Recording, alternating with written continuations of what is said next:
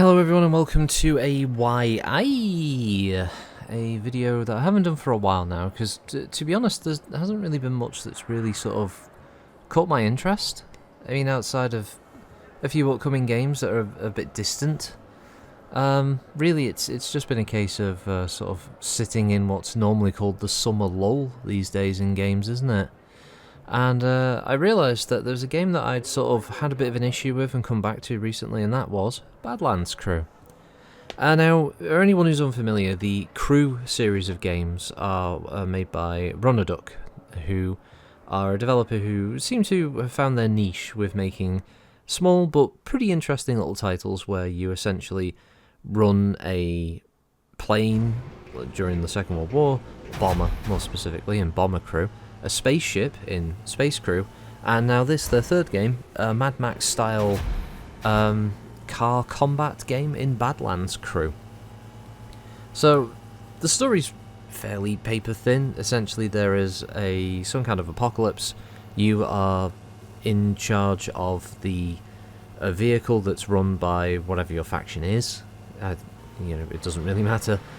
Who have the main goal of going out into the Badlands to basically deal with the other roving factions out there, who all range from all kinds of crazies, from killer clowns to former military members to just the kind of typical kind of scavenger types to much more nefarious factions, and each one has their own vehicles and weapons and essentially types of tactics as well. And the whole point of the game is that you go out on short jaunts, let's say, across areas of a fairly large map to engage enemy factions, complete missions, and return with whatever loot you can find. Missions range from things like engaging enemies out near the base or in a distant location, attacking strongholds, raiding convoys, escorting friendlies, investigating locations. There's a fair, mix of mission types out there for you to engage in. Mostly all of them will eventually involve you in some kind of car combat, but there's also long stretches of the game that just involve you navigating the environment, finding hidden relics, items from the olden days. And there's a reason that you will want to find these kind of things. So sometimes there will be a handy sort of pool of resources that you need for things like being able to upgrade your vehicle or equip your crew with better armour, to being able to unlock new items, which can be better, like new weapons or new defensive measures for the truck, engines, tyres, armour pieces for your crew, all that good stuff. And the more of these missions that you do, the more the territory that you engage in missions in becomes less and less frequented by enemies, making it safer for you to journey around and less likely for you to be attacked. Because one of the things you have to keep in mind with the game is that there is a limit to how long you can actively move around outside. You have fuel, naturally, like any vehicle does, so that curtails the distance of which you can go from your base before you are forced to have to return or be stranded out in the middle of nowhere. There's also a limit to how much your truck can carry based on stash items that you have, like loot boxes essentially. So you can drive around all day and kill as many vehicles as you want that randomly appear as long as you've got fuel, but if you don't have anywhere to store the drops, it essentially becomes moot at that point, unless you're farming XP. And to be honest, the game is pretty generous with XP. But essentially, once you complete missions, you come back to the base, you get XP, your crew level up, you can assign skill points to numerous different areas, gunnery, navigation, the ability to use certain specific items like the war drums, that kind of thing. And with those you get the ability to unlock things like perks. Your crew will get more skilled, obviously, more resistant to damage, for instance, by increasing their maximum health or their resistance to damage and that kind of thing. So eventually your vehicle crew will be some of the toughest badasses in the wastelands, while your vehicle is steadily upgraded with new and more impressive weaponry, increasing their range, and new skills can be called in. I mean, some of my favourite skills in the game are the ones to do with the Navigator class, which is basically someone who sits in the command chair. They've got basically like a periscope, and they can scan the area for you, highlighting areas of interest or being able to warn you of incoming dangers. And they have a radio ability, which is it's a flare basically, where you can fire up and call for support, so you can get a bunch of your faction's vehicles to spawn in, and it will start engaging enemies with you for a while. and some fights can be quite chaotic when that happens, which is quite fun. And in the middle of all this, combat isn't an automated affair. You don't control specifically where the vehicle travels at all times. Your driver will try its best to avoid obstacles and maintain the direction that it was last given, but you have to use Q and E to change the direction by turning the vehicle, while also using R and F to control the speed of the vehicle. Then you also have to monitor your crew's abilities, when you want to use your gunners to have their special abilities active, when you want to use your command abilities for certain call-ins or other support. It can seem a little overwhelming at times, especially in big fights where you're trying to maneuver, trying not to accidentally crash into the environment, which will damage you and your crew. Crashing into other vehicles, on the other hand, head-on is a benefit for you, so you do damage. However, if they ram you, everyone in your crew takes damage. So it's a bit of a whirlwind of chaotic vehicle movement, explosions, gunfire and everything. It's quite a spectacle, and it's fun for that reason. You can probably knock out a few missions on average in Badlands Crew in about half an hour, 40 minutes. So it's one of those games that you could easily just pick up and play for a little bit before you move on to do something else during the day. You know, if you've got any like chores, or you just need to, or you have to go to bed, that kind of thing. If you need something quick to play, Badlands Crew can kind of scratch that itch, if it's the kind of game you enjoy. Badlands Crew, compared to Bomber Crew and Space Crew, actually does allow you quite a modicum of freedom in the way you move around. The previous two games had kind of fixed directions where most of your time was spent on sort of managing the crew, using abilities and other effects for the missions that you're on, and then bringing the ship back, or the plane back, essentially, in one piece.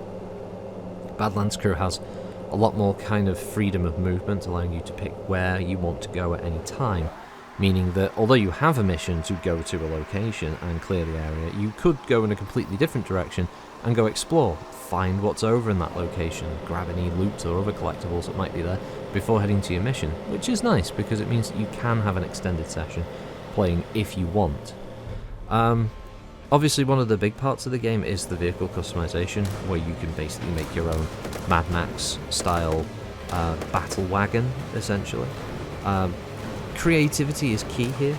The more stuff you unlock as you progress through the game, the bigger and more crazy your truck can get. Starting out as a simple cab with a flatbed trailer behind it with a few guns can eventually turn into a pretty monstrously intricate design of ladders and towers, gun posts, special equipment, war drums, attachments, and spread across multiple trailers, by the way, as your vehicle gets bigger and more powerful engines to be able to pull heavier loads. And yeah, by the end of it, it can result in a rather spectacular vehicle with a lot of weaponry from what I've seen. Now, my footage doesn't show any of that, because when I was getting to the point of being able to have a bigger, more impressive vehicle, I encountered an unfortunate bug which I don't think will be a problem now, but unfortunately did ruin my original game, where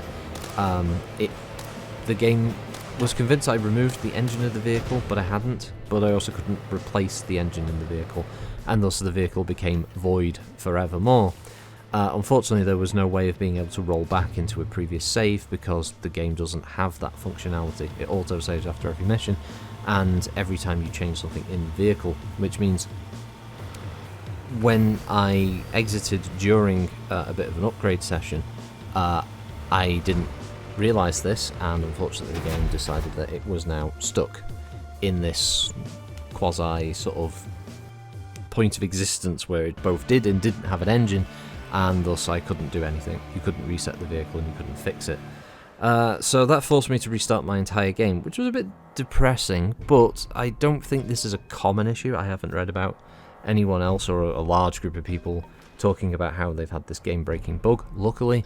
So I think, just to be on the safe side, if you are going to upgrade your vehicle, make sure you do everything you want to do on it, then exit out of the game. Do not do it mid-upgrade. Do not press any button to accidentally close the game or do anything like that until you are finished with upgrades. That's probably the best, safest way of doing it. But yeah, it's if you are sort of in the mood for something a bit different, or you like that kind of... I hesitate to say it's like a roguelite, or anything like that. It's more of a kind of, almost like a management game. It's like a car combat management game in a way. If you're in the mood for something a bit different like that, it's worth a look. You know, it's not heavily taxing on the system. It's not a massive install. It doesn't require you to have, obviously, the latest and greatest sort of hardware in your system, and it still looks fun. They do a good job, and there is a lot of customization in there, as I said, from not just the vehicle parts, but there's the way you can colour everything. You can paint your truck however you want. You can put decals on. You can import custom decals or create your own. Same with the faction flags. You can do a lot, customizing your crew as well, changing their looks and stuff, and equipping them with all the different armours and bits and pieces. Yeah, it's quite an interesting little collection. I don't know if they have any interest in doing an expansion. In the past, they usually have. Both Bomber Crew and Space Crew did have some forms of DLCs that expanded on the base game, so I wouldn't be surprised if Badlands Crew adds in more stuff at a later date, but as the game is now, well worth having a look at, well worth picking up. If I have a look at the store page, just to refresh myself of the actual price. Yeah, $14.99, so it's probably like $18, $20, something like that, which isn't the worst. Obviously, you could always pick it up on a sale as well, if you wanted, but yeah, it seems like they've probably got some plans afoot for Badlands Crew, but yeah, you've seen the game playing for a bit now, you get an idea of how it looks, what it does, and whether you'd enjoy it or not, but yeah, I'll just leave you with that. Just a quick little why, because I haven't done one of those in a while. But thanks for listening, as always. I'll catch you on the next one, which I'm good to suspect it's probably going to be Borderlands 4. Until then, have a good one, yeah. Bye, bye, bye, bye, bye.